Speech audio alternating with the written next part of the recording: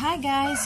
Luto po tayo ng sotanghon soup made of leftover vegetables dahil sabaw is life. Kailangan nating mag-isip ng recipe para magkaroon tayo ng sabaw. So ayan, pag yan ang problema na maghanap na tayo sa ating mga tokador at saka sa mga ref.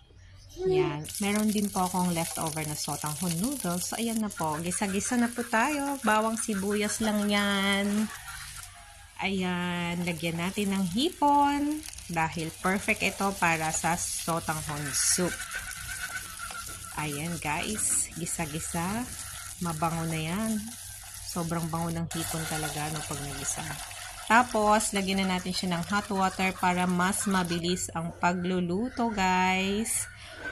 Siyempre yung ating shrimp cubes, yan na lang yung ating panimpla. At kapag kulang pa, lagyan na lang natin ng konting patis.